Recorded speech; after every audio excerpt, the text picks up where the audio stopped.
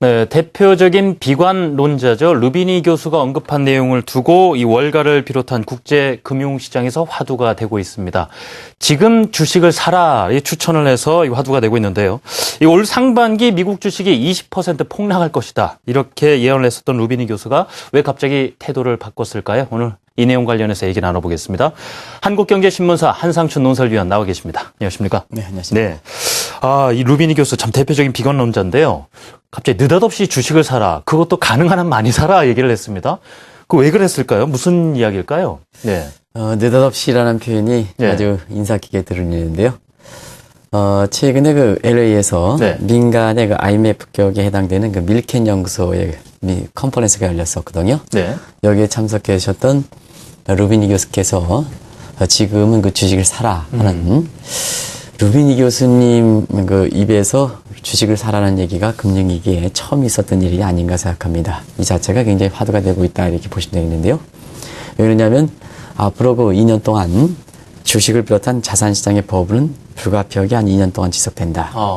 그러면 지금도 미국의 그 주가가 네. 강세장에서 우리가 한국경제TV를 통해서 비이성적 과일이냐 아니냐 그런 문제를 한번 점검해 봤지 않습니까? 네, 그렇습니다. 그런 상태에서 보면 지금도 비이성적 과일이냐 아니냐 하는 이런 얘기가 날 만큼 미국 증시가 강세장을 이렇게 보이고 있습니다는 사실 지금도 늦지 않았다. 주식을 사라 하는 이런 그 표정을 이렇게 보는데요. 이 자막에서 나오는 루비니 교수의 얼굴이 네. 옛날보다는 좀 썩 마음이 편치는 않는 것 같아요. 표정이 좀 그렇게 보입니다만. 그래서 네. 사실 월가에서 보면은 과연 이 말 믿고 주식을 사야겠느냐 하는 이런 시각이 이렇게 또 하나의 관심사가 되면서 주식을 사려는 얘기도 오랜만 얘기고 또 지금 그 주식을 사야 될까 하는 표정에 있어서는 예. 과연 믿을 수 있을까 하는 이런 것이 세계 증시 입장에서는 화두가 되고 있다고 볼 수 있습니다. 원래 직전에 예측을 하기로는 올 상반기 중으로 미국 주식이 20% 폭락할 것이다 이렇게 예언을 그렇습니다. 했었는데요. 이 상반기 흐름이 좋다 보니까 바꿨을까요? 태도가 이렇게 돌변한 데는 분명 배경이 있을 텐데요. 네, 아무래도 예. 이제 정책의 불가피성을 가지고 많이 얘기했는데요. 이날 그 컨퍼런스의 내용을 뜯어보면 주요 국가에서 향후 2년 동안 네. 지금의 그 통화정책 기조를 계속해서 유지할 수밖에 없다 하는 이런 내용을 근거로 이렇게 보고 있습니다. 그래서 시장에서 보는 시각과는 좀 다소 다르다 이렇게 이제 보시면 되겠는데요. 사실 그런 측면에서는 뭐 우리가 이렇게 계속해서 얘기했던 내용이죠. 미국은 양적 완화 정책을 계속해서 수밖에 없다. 오늘 그 FOMC 회의 결과도 고스란히 나타났죠. 네. 그래서 통화정책 기조를 회의 전에 이 TV를 통해서 예측한 것처럼 고스란히 나오는 이런 모습인데요. 그것이 누구든 예측할 수 있는 상황이 지금 되고 있다는 얘기입니다. 그만큼 정책의 불가피성이 지금 버블을 계속해서 키워갈 수밖에 없다는 근거로 인해서 주식의 매입 권고를 하는 것이 아닌가 이렇게 보고 있고요. 또 일본도 이날 그 컨퍼런스에서 루비니 교수가 이례적으로 많이 얘기했습니다. 그 중에 하나가 그 아베노믹스를 불가피하게 계속 추진할 수밖에 없지 않느냐는 시각. 근데 그 추진하더라도 네. 성공 여부에 대해서는 다소 그 회적입니다. 잠시 그 말씀드리겠습니다. 그리고 유럽도 지금 상태에서는 그동안 루비니 교수는 이제 유럽 위기를 풀어가기 위해서 재정의 그 정책의 어떤 멀티플라이 이펙트, 즉 투자 승수 효과를 그렇게 크게 두지 않고 긴축을 강조했으면은 앞으로는 그 성장을 그 경기 부양 쪽으로 초점을 맞지 않겠느냐. 그렇게 본다면 사실 그 선진국들이 지금의 그 경기 상황을 풀어가기 위해서는 여러 가지 QE 정책을 통해서 부의 효과, 웨얼스 팩터 내지는 피부 이펙트를 그 노려될 상황이기 때문에 이 정책의 불가피성을 들어서 지금도 늦지 않았다. 주식을 사라 하는 이런 얘기로 그 얘기한 것이 아닌가 생각합니다. 예. 지금 부의 효과로 추가적인 경기 부양을 하기 위해서는 양적 완화 정책을 계속 추진할 수밖에 없다. 뭐 이런 얘기도 있었는데요. 왜 그런 거죠? 지금 경기는 네. 그 회복세를 보이고 있죠. 네. 그러나 FOMC에서도 그렇죠. 경기 회복세가 미약하다. 특히 지금 FOMC의 그 목표가 네. 인플레 타겟팅뿐만 아니라 인플로이먼트 타겟, 고용 목표제거든요.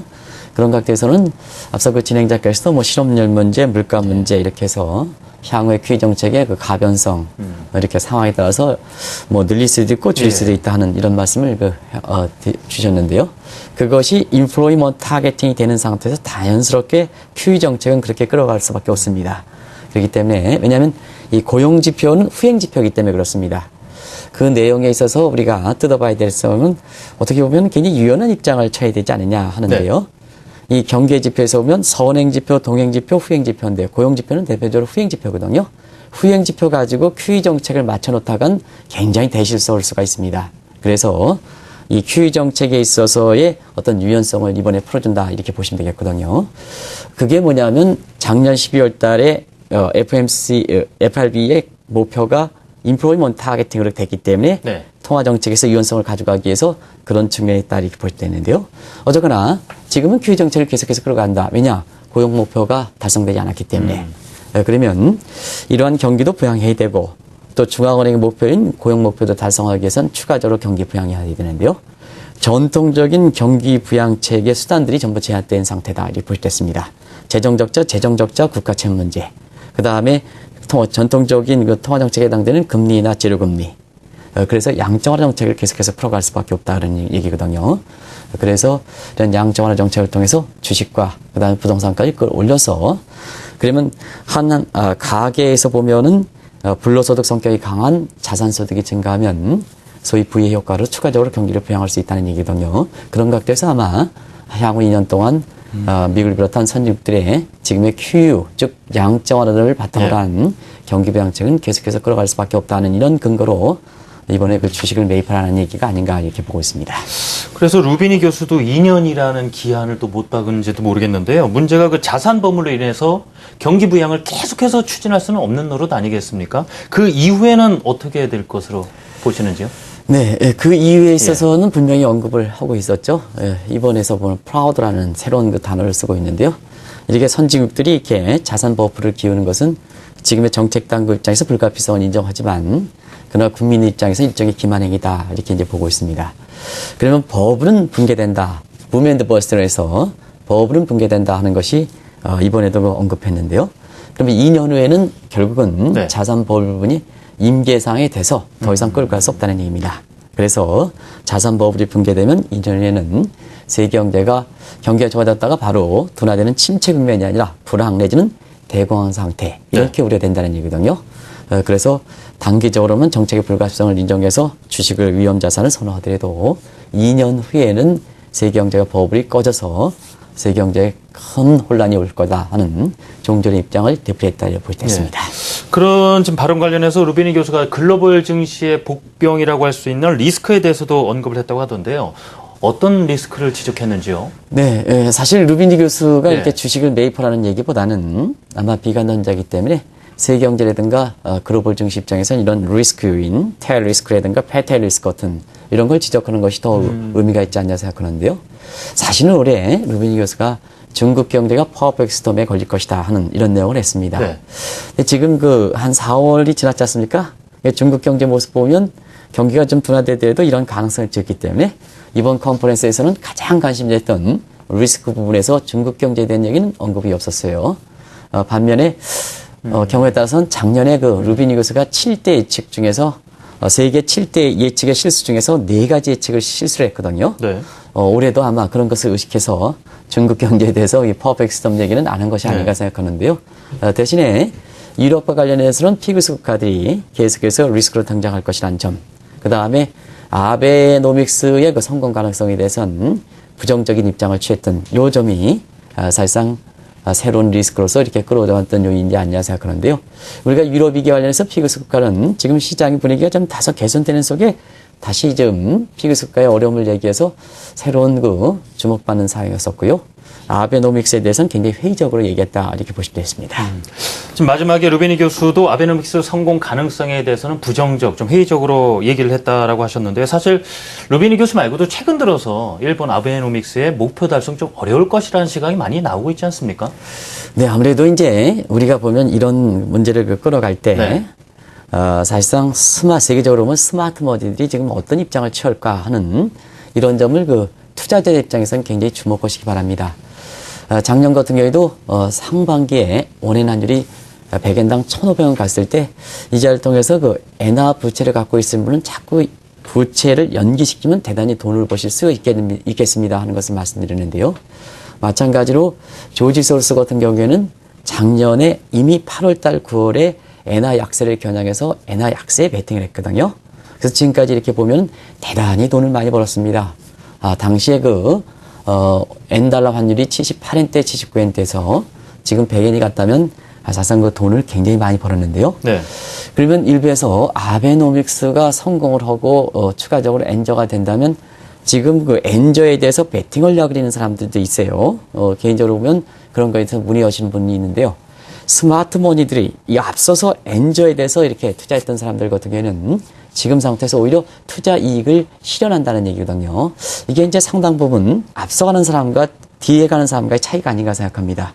그런 과정에서 조지 소로스 같은 경우에는 3차 통화 위기, 소위 커런시 크라이시스가 엔화에서 발생할 것이다 이렇게 보시면 되겠는데요. 이건 이제 굉장히 주목이기 때문에 잠시 3차 위기가 왜 3차 위기가 하는 것을 말씀드릴게요.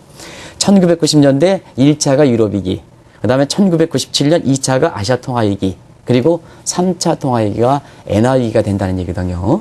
그런 각도에서 보면 한 번 정도는 시사할 대목이 있지 않냐 생각하고요. 이번에 그 루비니 교수도 사실상 그 아베노믹스의 성공 가능성에 대해서는 상당히 부정적으로 얘기하고 있습니다. 그래서 제3의 대안, 우리가 이제 이 방송을 통해서 계속해서 말씀드렸다시피 네. 첫 번째 에러는 성공을 거뒀어도 두 번째, 세 번째 이런 에러를 계속해서 보완적으로 해야지 엔화 약세만 계속해서 끌어가면 지금 상태는 실패를 한다는 얘기거든요. 그런 각도에서 이해를 하시면 되지 않겠냐 생각합니다. 예. 시간이 가면 갈수록 여건이 엔화를 추가적으로 약화시키기 위한 이런 대목이 좀 어려운 대목이고 또 일본의 아베노믹스의 효과가 나타난다면 일본 경제가 강점이 되는 거니까 엔화가 강세 국면으로 가는 거다. 이렇게 보시면 되겠습니다. 어떤 분 같은 경우에는 아베노믹스가 성공을 거뒀기 때문에 엔화가 계속해서 약세를 간다. 이건 잘못됐다. 그러면 아베노믹스가 성공을 거는 것은 일부의 디플의 탈출이기 때문에 이거는 엔화가 강세운이다. 이렇게 보시면 되겠습니다. 예. 자꾸 인간관계를 이렇게 해틀어지니까 이렇게 첫 번째 이렇게 얘기하는 사람과 뒤 번째 얘기하는 사람이 이렇게 굉장히 서로 엇갈릴 수 네. 있겠는데요. 요 인과관계에서 보면 그런 것을 좀 잘해서 보시기 바랍니다. 예. 두루두루 말씀을 들어봤는데 마지막으로 콕 한번 여쭤보고 싶은 것이 루비니 교수가 얘기했던 주식을 가능하는 말이 사라. 이 부분을 얼마나 믿을 수 있는가 하는 부분이거든요. 위원님 어떻게 보십니까? 두루두루 얘기한 건 아니고요. 일관성 있게 얘기했다 이렇게 네. 보시면 되겠는데요. 시장에서는 이렇게 이 주식을 사라는 이 권고에 대해서 어떻게 시장에서 받아들일까 했을 때는 역시 모든 사람의 얘기는 과거의 얘기에 대해서 신뢰를 얼만큼 갖느냐 이 문제가 굉장히 중요하거든요. 네. 그래서 작년에 그 12월 달에 그 2012년 예측 중에서 가장 잘못된 예측을 못 가 하는 것을 이 방송을 통해서 2012년 예측이 틀린 7대 예측 대실수에 대해서 한번 방송을 드린 적이 있습니다. 예. 그런데 여기서 네 가지 사항이 아마 루비니 교수가 얘기했던 사항이 틀렸는데요. 이미 아시겠습니다는 미국의 트리플 딥 이건 뭐 사실상 틀리겠다고 실리가 나오죠. 그리고 중국 경제 경착륙 전망도 이렇게 틀리고 있고요. 그다음에 유럽 위기에서 그리스가 유로존에 이렇게 탈피할 것이다 하는 이 그렉시트도 역시 시티그룹과 함께 틀린 부분입니다. 그리고 등가 예측 1유로에 1달러 이 등가 예측도 지금 유로당 1.31달러 연말서부터 얘기했으니까 이것도 틀렸죠. 그래서 세계에서 굉장히 이 예측 한번 보시기 바랍니다. 트리플 딜 얘기, 중국 경제 경착륙 얘기, 그리스 탈출 문제, 유로 등가 문제 이거는 세계 국제금융시장에서 예측 중에서도 우리 같은 사람들이 예측하는 것과 달리 굉장히 큰 획을 긋는 예측들입니다. 이 예측이 틀려버렸다는 얘기거든요. 그런 상태에서 지금 주식을 사라. 이 대목이 굉장히 화두가 되는 거고, 화두가 된 상태에서 믿을 것이냐 하면 과거의 신뢰를 저버렸기 때문에 앞서 우리가 한국경제TV에 루비니 교수가 나왔을 때 네. 표정이 편치 않다 하는 이 표정을 말씀드린 것도 그렇거든요. 지금 월가에서 받아들이기는 과거 예측이 틀렸기 때문에 사실 그렇게 반응하지 않은 상태고요. 아까 오 기자께서 뉴스 브리핑 할 때 그런 얘기했죠. 5월달 들어서는 경제 지표가 좀 어렵기 때문에 시장에서는 좀 주식을 파는 쪽으로 이런 쪽으로 좀 부정적으로 보는 시각 이런 건데요. 사실 뒤늦게나마 루비니 교수는 사라. 예. 시장에서는 신뢰가 떨어진 점 예. 그리고 5월달에 전통적으로 보면 주식을 매도했던 시점 이런 거 봐서 사실상 그렇습니다.